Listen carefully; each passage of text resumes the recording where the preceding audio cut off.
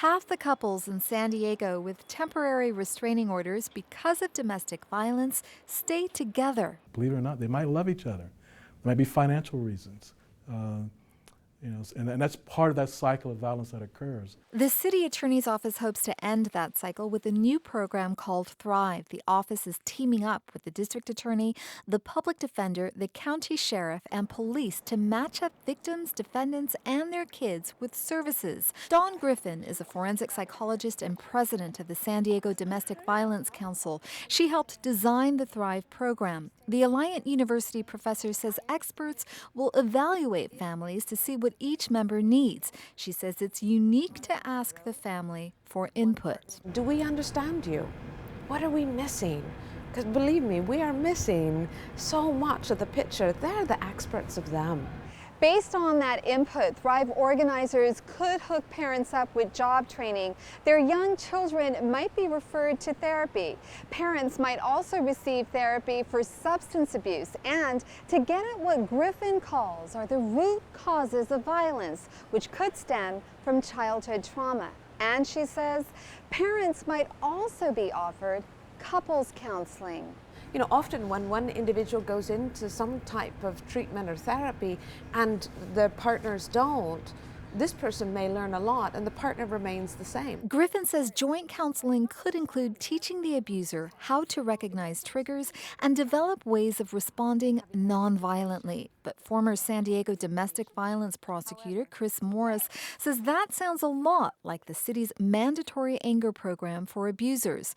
The only difference is victims aren't included in that program. We don't send victims to counseling in any other situation. This is not a problem with the victim. This is a problem with the defendant's behavior. Morris says joint therapy can be dangerous. If victims tell the truth in front of their abusers, they're likely to suffer more. He says victims may also feel compelled to say yes to joint counseling if their abusers want to go. Executive City Attorney Andrew Jones and Dawn Griffin emphasize that couples will only be offered joint counseling after a threat assessment has been done and if both partners want to participate. But former San Diego City Attorney Casey Gwynn says that's not what Jones told him. He told me that he was going to use the power of child welfare services to encourage them or engage them in counseling. The threat of the use of child welfare services to take a woman's children away is absolutely appalling to me.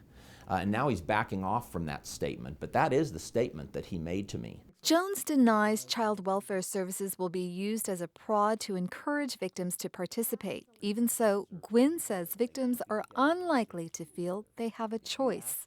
Whenever you have a government actor in the middle of this only if you want to becomes almost an amusing statement for them to make. And when you go back and look at the original Thrive MOU, and you've got child welfare services as a partner, and you've got the police department and the city attorney's office and the DA's office as partners, only if you want to, really? Gwynn says the city actually has no legal authority to even administer such a program, and that, he says, is risky. If you're going to use the power of the state to engage these people, a batterer and his victim together, you better be darn sure you know what you're doing.